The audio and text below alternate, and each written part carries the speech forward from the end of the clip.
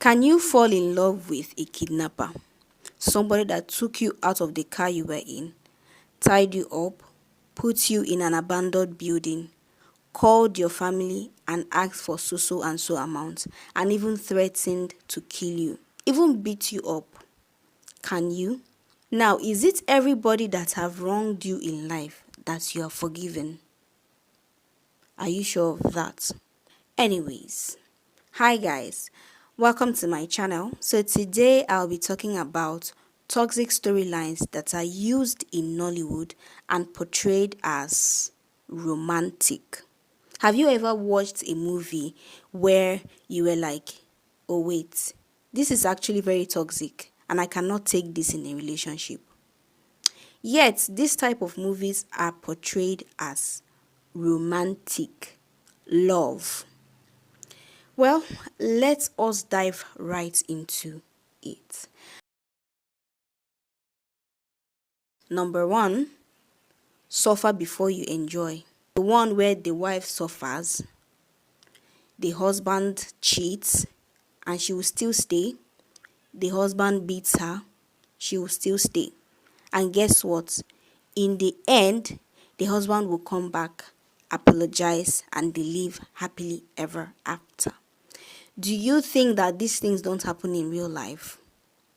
Now, while movies are meant to take your mind off the real life, of course they are fictions, while they are meant to take your mind off the realities of life, the sadness, and give you this fairy tale ending, it is also affecting the society and the way they view life. These movies are toxic, and we cannot continue to accept them as romantic. If a movie is toxic or a storyline is toxic, let us agree that it is actually bad. The idea that a woman should suffer in her marriage before she enjoys it is toxic, is wrong, is wicked, is cruel. The idea that, oh, if you don't suffer in your marriage or if you don't endure this and that, you have not proven that you can last in a marriage or you can endure the harsh situations in marriage. Marriage is not a bed of roses. What if it becomes a bed of roses? What will happen? So, another storyline that is very popular in Nollywood is obsession equal to love. When a male character and sometimes the female character cannot take no for an answer. Hey, hey, hey, I like you. Can I get your number? I want to talk to you. You say no. They start stalking that person. Stalking, forcing a relationship, emotional manipulation. Oh, you don't want to be in a relationship with me because I don't have money. Yes, it's because you don't have money. It is because you don't have money, and so what? My problem is not that they are using these storylines. My problem is that they are romanticizing these storylines and making it look like stalking somebody or forcing somebody into a relationship is romantic. It's not. It's not. Some people's mindsets are so messed up. Some people finish watching these movies and they wish for a love story like that. A love story where somebody is obsessed about them. You tell them, no, I don't want you. But they start following you everywhere. They do everything to make sure that you say yes. And then they manipulate you emotionally. Those ones that say, oh, is it because I'm this and that you don't love me? Yes, it is because you are this and that I don't love you. Now, another one that is, I don't know if it's the most popular in Nollywood, the one where love after abuse, right? Love happens after abuse. The one where the boss is rude to the maid, but at the end of the movie, they fall in love. The boss that will pour you hot soup because you do not cook the type of soup he likes. He will insult you, insult your family members. When he's about to pay you your salary, he will just throw the money on you. He will do this and that to you. And at the end of the day, probably something tragic happens to him. Something bad. Must something bad happen to him before he will change? Probably something bad happens to him and he loses his friends and families. Nobody is there for him. And then all of a sudden, this maid that was treated bad is the only one in the house. And then she's, trying to cheer him up and being a good person. Hello? In real life, maids that were treated badly by their bosses do not ever want to cross paths with their bosses. If you make mistake and treat a wicked maid badly, she will poison you. Don't think that she's going to fall in love with you in the end though. Then another one is cheating husband and forgiving wife. The husband that will live a very terrible lifestyle, cheat from woman to woman, and at the end of the day, he will carry disease and come back home. Then he will apologize. The woman will forgive him and start taking care of him in his disease. She'll be the one to look after him in the hospital because she's a good woman. Suffer before you enjoy. And the one you will enjoy is the crumbs from the table, the scrap of the marriage, the bottom pot of the husband. All your life, you marry a husband from your youth. He will cheat. If you talk, he will beat you. Go around. Then when he's now in his 60s, when both of you are just tired, you don't have that youthful energy anymore. You don't have that spark of romance anymore. He will now become a loving husband. He will come back with disease. When he's in his 70s and 80s, he will get sick. And you will now be following him from hospital to hospital, be cleaning his poo-poo and his wee-wee. Because these men, some of them, their long-term goal is to have a nurse, a wife nurse, the one that will take care of them when they are old and sick. So, here are the reasons why I think Nollywood portrays this type of storylines as romantic. Number one is old school storytelling. They believe that drama sells.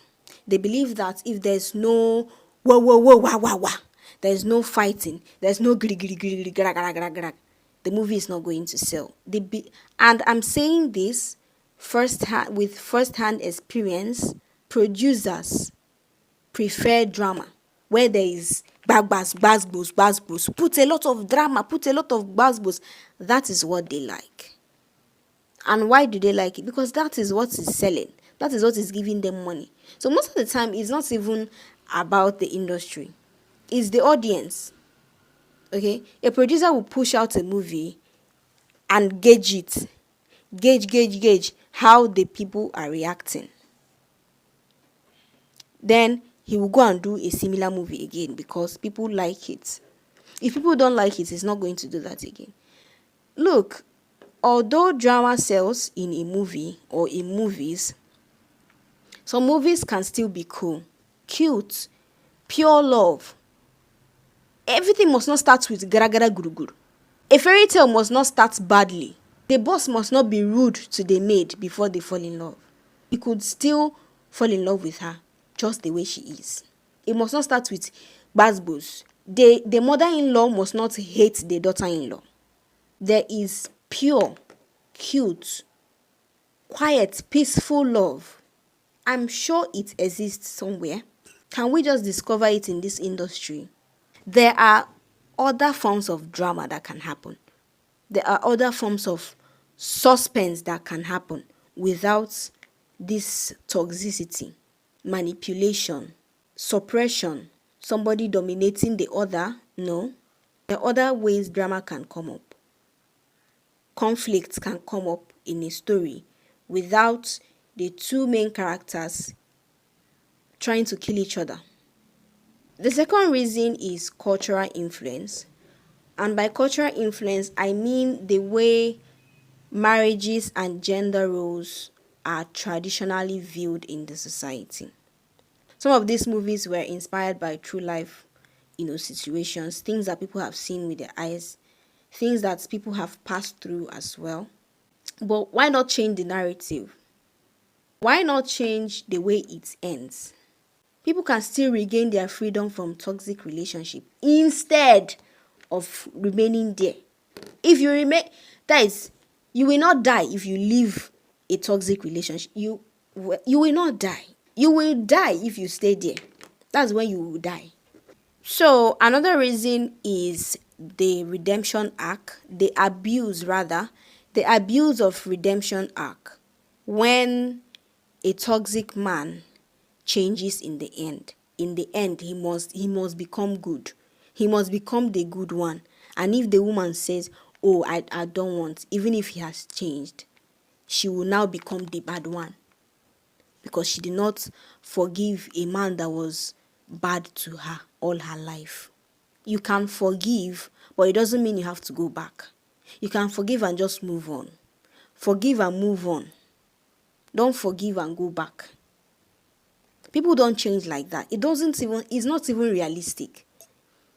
People don't change like that after saying sorry. People don't change after saying sorry. If you break a glass and use glue to hold it together, if you pour water inside it, it will still leak.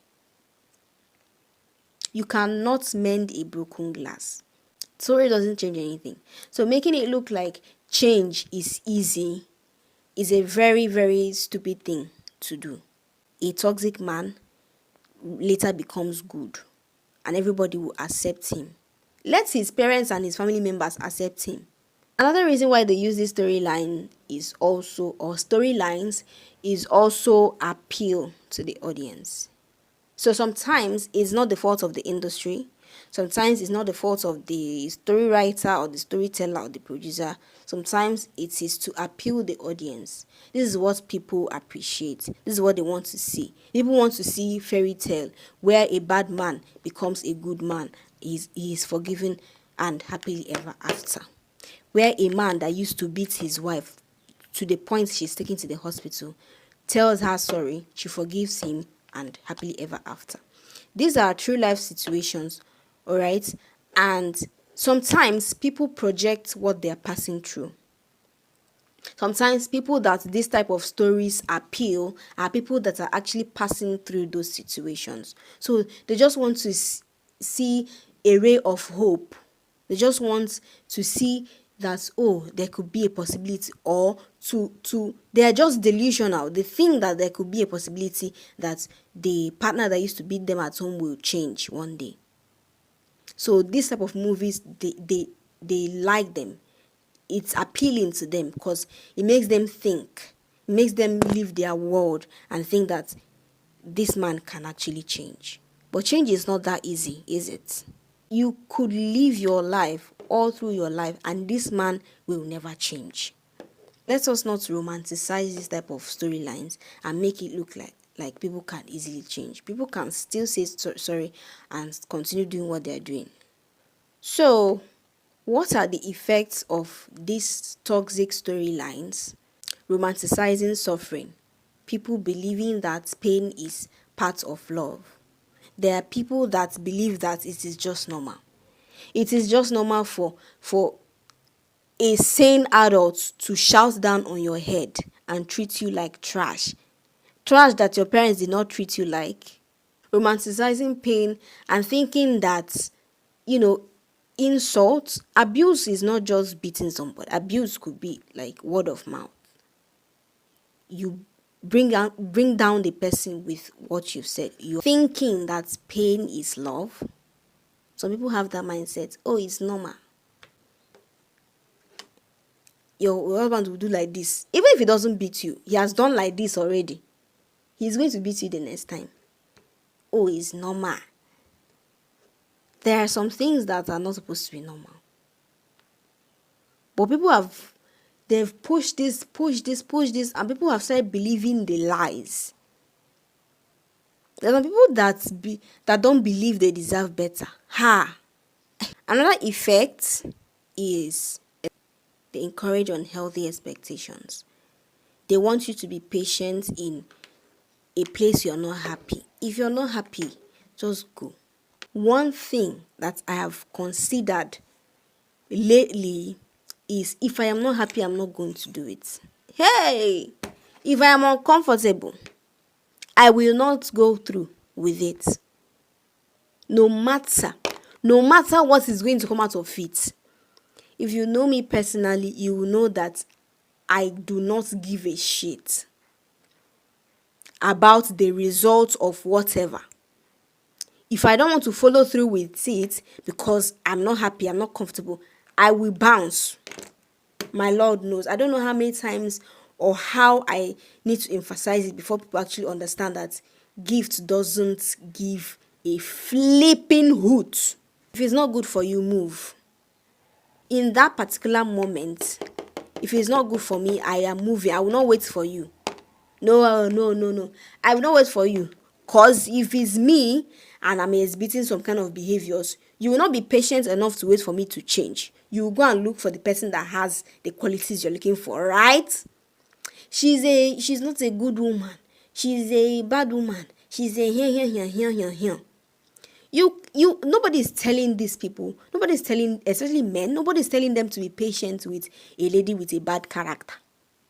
If the lady don't have the qualities they like, the lady is not kissing their feet every morning, they move on to the next one. Nobody is telling them to be patient and wait for her to change. Why should I wait for you to develop behaviors that you don't have inside you?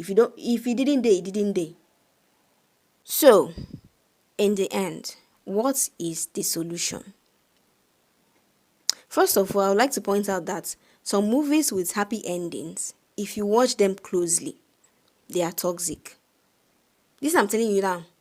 Just go back if you have the time, or the ones you are going to watch from now henceforth. Just watch them carefully. How the dynamics are, how it started, how one person effortlessly dominates the other without allowing opinion from the other, and they end happily ever after. Is it toxic or not? Is it toxic or not? Anyways, that is just me pointing out some things that I've noticed over time in Nollywood and how it has succeeded in portraying very toxic dynamics as romanticizing pain and suffering, romanticizing manipulation, romanticizing abuse. Somebody that made you suffer, you love them in the end, is disgusting. Oh, movie is not real life now. Will you abandon your marriage because, well, stay in your marriage then. Nobody's saying anybody should do anything, or don't make any important life decision off of this video. But then, this is for movies and how they are portrayed and how they influence the society and the way they view life in general. I'll probably come up with similar topics in Nollywood. Let us talk about them. If you have any opinions, what to say, answers for my questions, solutions for these problems, drop them in the comments section. And I'll see you next time. That is the end of my video. Peace.